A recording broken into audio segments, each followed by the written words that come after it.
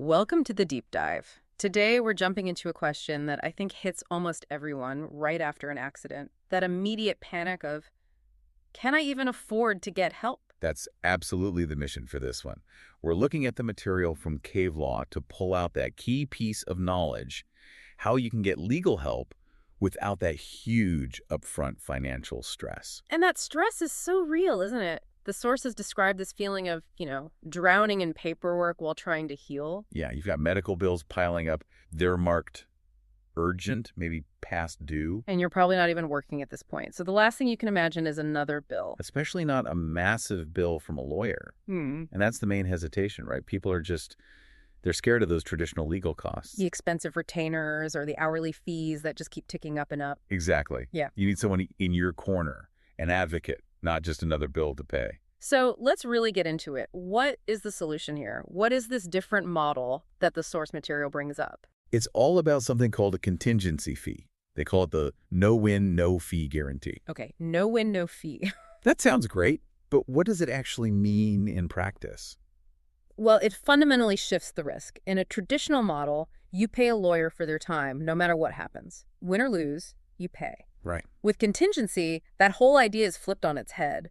The risk transfers from you, the client, completely over to the law firm. Okay, so let's unpack that. How do they get paid then? I think that's the part that can feel a bit confusing. It's actually pretty straightforward. First, and this is the most important part, there are no upfront costs. Zero to get them to start working on your case. Zero. You don't pay a thing to get started. Their payment comes later, and only if they're successful. So it's a percentage. It's a pre-agreed percentage of the settlement money they get for you. So if they don't win your case, They get nothing. they get nothing for their legal services. It's a huge motivator. That brings up a really interesting question for me. If the firm only gets paid if they win, and based on how much they win, does that just mean they cherry pick the super easy slam dunk cases? That is a brilliant question. And you'd think so, but the model actually creates this powerful alignment of interests. They basically become your financial partner in the case. A partner? How do you mean? Well, think about it. Since their payment is a percentage of the total recovery, they are laser focused on making that final number as big as possible. Ah, so they have to fight for the maximum amount to make it worth their while. Exactly. They only win if you win big. Oh, This setup is so critical in the personal injury space, like in Denver and Aurora, where the source material is focused. You're up against huge insurance companies. so that entire focus shifts. Instead of you worrying about how to pay your lawyer every month, You can just focus on healing, on recuperating. You let them handle the fight, knowing they're just as invested in the outcome as you are. that feels like the core takeaway then.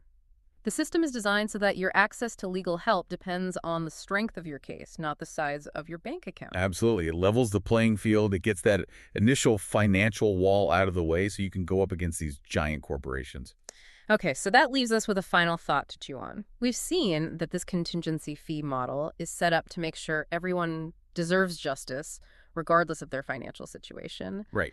But if we need such a complex mechanism, this whole risk transfer system, just to make justice accessible, what does that tell us about the built-in cost and complexity of the modern legal system itself? That's something to mull over.